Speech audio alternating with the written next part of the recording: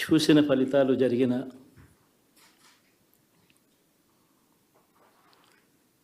పరిస్థితులు చూస్తే నిజంగా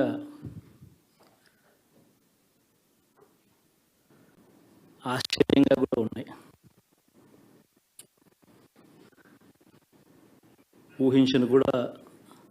ఊహించలేదు ఇలా జరుగుతుందని, ఇలా వస్తాయని కూడా. బట్ ఎస్,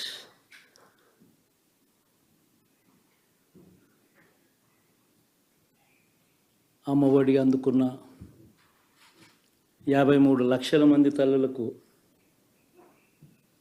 మంచి చేసినాం, పిల్లలు బాగుండాలి, వాళ్ళ చదువులు బాగుండాలని తాపత్రయపడుతూ అడుగులు వేశాం. మరి అక్క చెల్లెమ్మల ఓట్లు ఏమయ్యాయో తెలీదు. 66 లక్షల మంది అవ్వాతాతలకు, వితంతులకు, వికలాంగులకు గతంలో ఎప్పుడు జరగని విధంగా మంచి చేశాం. వారి కష్టాల్లో తోడుగా ఉంటూ, వారి కష్టాన్ని అర్థం చేసుకుంటూ, వారి ఇంటికే పంపించే వ్యవస్థను సైతం తీసుకొస్తూ, గతంలో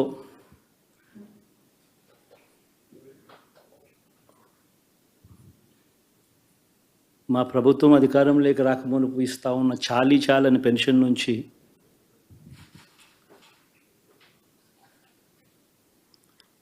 ఎంతో మంచి చేస్తూ అడుగులు వేసినా కూడా ఆ అవ్వాతాతలు చూపిన ఆప్యాయత ఏమైందో కూడా తెలియడం లేదు. దాదాపుగా 1,05,00,000 మందికి, పొదుపు సంఘాల అక్క చెల్లెమ్మలకు మంచి జరిగిస్తూ,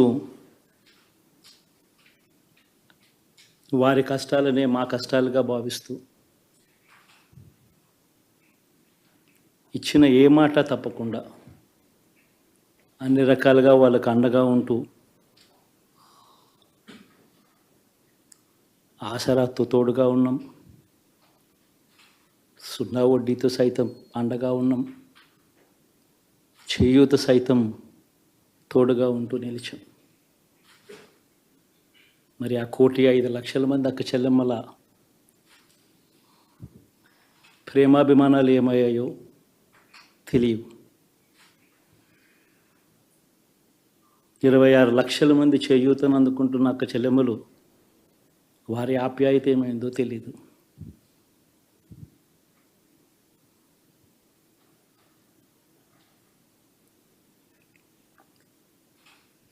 పిల్లల చదువుల కోసం ఏ తల్లి ఏ తండ్రి ఇబ్బంది పడకూడదు అని మొట్టమొదటిసారిగా పూర్తి ఫీజులు ఇస్తూ తీసుకొచ్చి అందగా నిలిచాం.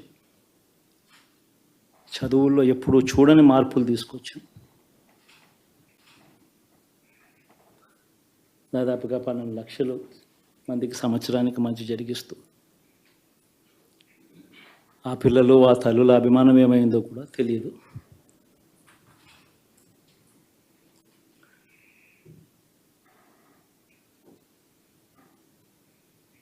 దాదాపుగా 54 లక్షల మంది రైతన్నలకు గతంలో ఎప్పుడూ చూడని విధంగా, జరగని విధంగా పెట్టుబడికి సహాయంగా అందించే కార్యక్రమం మొట్టమొదటిగా జరిగింది మన ప్రభుత్వం వచ్చాకే.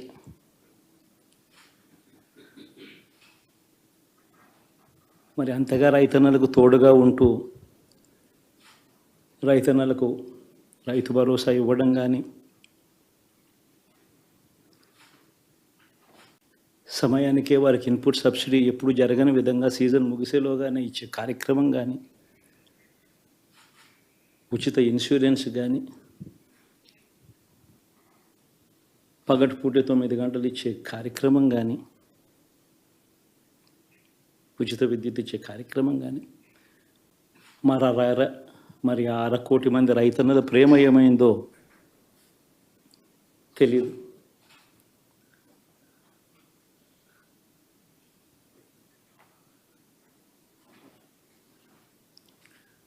మరి ఇన్ని కోట్ల మందికి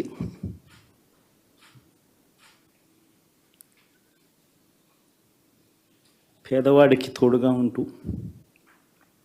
ఆటో డ్రైవర్లు నడుపుకుంటా ఉన్న వాళ్ళు ఆటోలు తోలుకుంటూ టాక్సీలు తోలుకుంటూ ఇబ్బంది పడకూడదని వారికి అండగా ఉంటూ ఓ వాహనమిత్ర, నేతన్నలకు అండగా ఉంటూ ఓ నేతన్న నేస్తం, మత్స్యకారులకు తోడుగా ఉంటూ మత్స్యకార భరోసా, ఫుట్పాత్ మీద చిన్న చిన్న ఇడ్లీ షాపులు పెట్టుకొని నడుపుకుంటూ, చిన్న చిన్న బంకులు పెట్టుకొని నడుపుకుంటూ,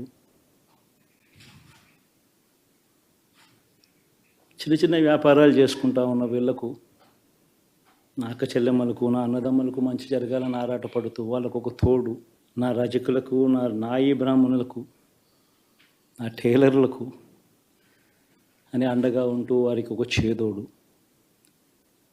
మరి ఇన్ని లక్షల మందికి ఇంత మంచి చేసి, ఇన్ని కోట్ల మందికి, లక్షలు కూడా కాదు, కోట్ల మందికి మంచి జరిగించి,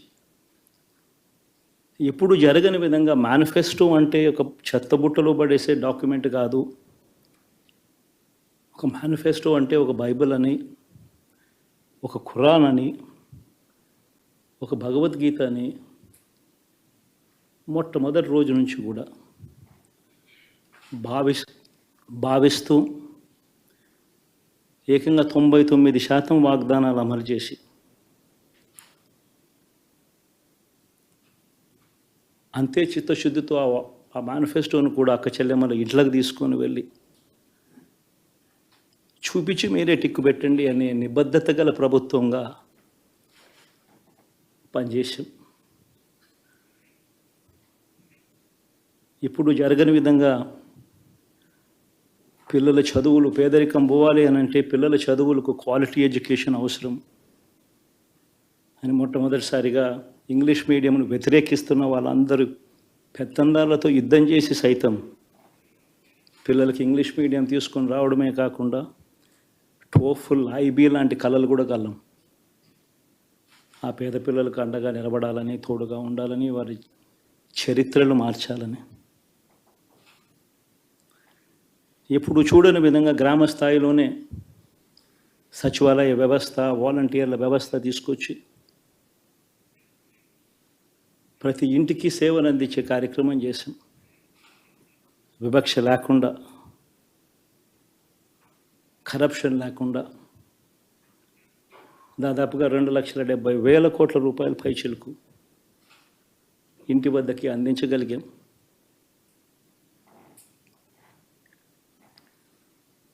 ఇప్పుడు చూడని మార్పులు తీసుకురావడమే కాకుండా ఒక చదువుల రంగం అయితేనేమి, ఒక విద్యారంగం, ఒక వ్యవసాయ రంగం అయితేనేమి, ఒక వైద్య రంగం అయితేనేమి, ఏ పేదవాడు ఎప్పుడూ ఇబ్బంది పడకూడదు అని ఎప్పుడు ఊహించని విధంగా మార్పులు తీసుకొస్తూ పేదవాడికి అండగా నిలబడగలిగాం. విమెన్ ఎంపవర్మెంట్ అంటే ఇది, మహిళా సాధికారత ఇది అంటే ఇది అని ప్రపంచానికి చాటి చెప్పగలిగాం. సోషల్ జస్టిస్ అంటే, సామాజిక న్యాయం అంటే ఇది అని ప్రపంచానికి చూపించగలిగాం. మరి ఇన్ని గొప్ప మార్పులు చేసిన తర్వాత, ఇన్ని కోట్ల మందికి మంచి జరిగిన తర్వాత మరి అభిమానం ఏమైందో, నా ఆప్యాయత ఏమైందో తెలీదు.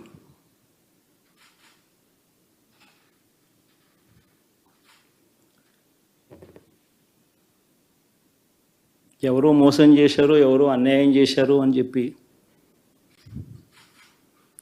అనొచ్చు, కానీ ఆధారాలు లేవు.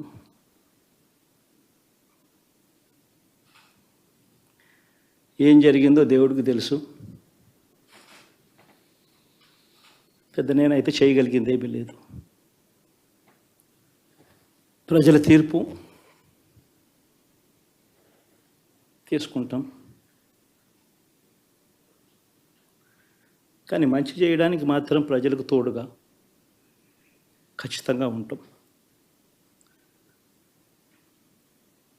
వాయిస్ ఆఫ్ ది వాయిస్లెస్ కింద ఈ పార్టీ తాను చేయాల్సిన పని తప్పకుండా చేస్తుంది. పేదవాడికి అండగా ఉండే కార్యక్రమంలో ఎప్పుడూ కూడా పేదవాడికి తోడుగా ఉంటూ గలం విప్పుతుంది, పేదవాడికి అండగా నిలుస్తుంది. పెద్ద పెద్ద వాళ్ళ కూటమి ఇది, ఢిల్లీలో సైతం శాసించే పరిస్థితుల్లో ఉన్న కూటమి ఇది. ఆ కూటమిలో ఉన్న బీజేపీకి, ఆ కూటమిలో ఉన్న చంద్రబాబు గారికి, ఆ కూటమిలో ఉన్న పవన్ కళ్యాణ్ గారికి అందరికీ కూడా వాళ్ళ గొప్ప విజయానికి అభినందనలు.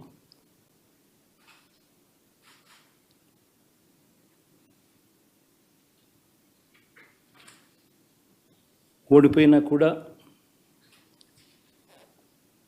నా ప్రతి కష్టంలో కూడా తోడుగా అండగా నిలబడిన నా ప్రతి నాయకుడికి, ప్రతి కార్యకర్తకు, ప్రతి వాలంటీర్కు, ప్రతి ఇంట్లో నుంచి వచ్చిన ప్రతి స్టార్ క్యాంపెయినర్గా నాకు తోడుగా నిలబడిన నా అక్క చెల్లెమ్మలకు, అన్నదమ్ములకు, మీ అందరికీ మనస్ఫూర్తిగా మీ అందరికీ కూడా కృతజ్ఞతలు తెలియజేస్తా ఉన్నాను. ఏం జరిగిందో తెలియదు కానీ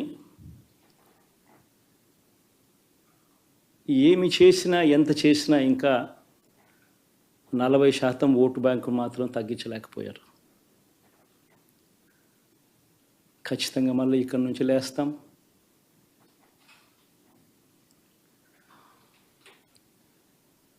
మళ్ళీ ఇక్కడి నుంచి గుండె ధైర్యంతో నిలబడి మళ్ళీ లేస్తాం. ప్రతిపక్షంలో ఉండడం కొత్త కాదు, పోరాటాలు చేయడం అంతకన్నా కొత్త కాదు. నా రాజకీయ జీవితం అంతా కూడా ప్రతిపక్షంలోనే గడిపా, ఈ 5 సంవత్సరాలు తప్ప. పోరాటాలే చేశా, రాజకీయ జీవితంలో ఎవడు చూడని కష్టాలు కూడా అనుభవించా.